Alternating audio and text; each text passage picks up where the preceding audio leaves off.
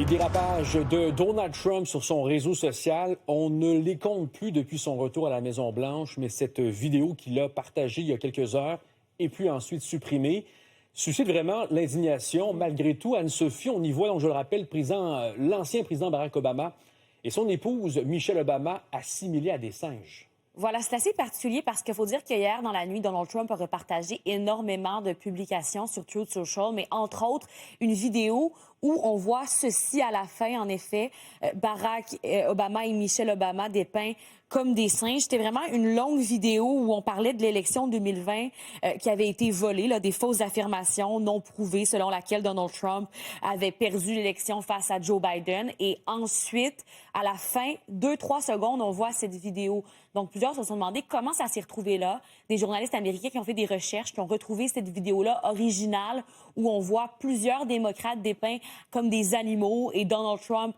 dépeint comme le roi de la jungle, le lion. Bref, vous voyez le genre. Et ça a tellement stimulé de réactions, tout ça, que finalement, Donald Trump et son équipe ont retiré la vidéo là, il y a quelques heures de son réseau Truth Social. Mais voyons ces réactions justement parce qu'il y a plusieurs démocrates, mais républicains aussi, dont Tim Scott, qui est le seul membre du Parti démocrate, républicain, noir, qui a publié ceci. Il dit « J'espère que c'est faux parce que c'est la chose la plus raciste que j'ai vue de cette Maison-Blanche. » Il a demandé au président de la retirer. Vous allez voir aussi cette publication du gouverneur Newsom, là, justement, qui a dit que c'était complètement ignoble et que chaque républicain devait dénoncer cela. Et c'est justement ce que plusieurs ont fait. Là, on a compté une dizaine de républicains quand même qui ont publié des messages comme celui-ci de Mike Laurier qui dit que la publication est inacceptable et profondément offensante, que ce soit volontaire ou non. Là, comme je vous le disais, ça a été retiré, mais plus tôt, Karen Levitt disait que ça venait d'une même vidéo sur Internet qui montre le président comme le roi de la jungle, les démocrates comme des personnages du roi lion. Elle a dit « Arrêtez l'indignation fabriquée et couvrez aujourd'hui ce qui est important ». Mais pour certains, pour plusieurs, cette vidéo est tout simplement raciste et a vraiment franchi la ligne. C'est ce que nous disait un expert un peu plus tôt sur nos ondes.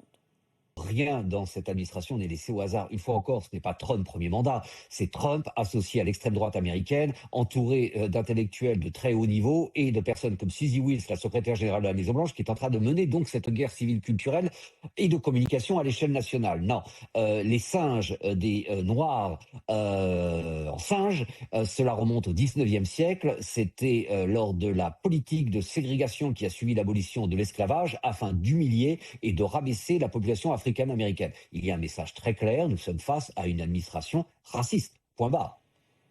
Et Anne-Sophie, ce n'est pas la première fois que le président Trump partage du contenu jugé raciste sur ses réseaux. Non, tu le disais d'entrée de jeu, il partage énormément de choses sur son réseau social.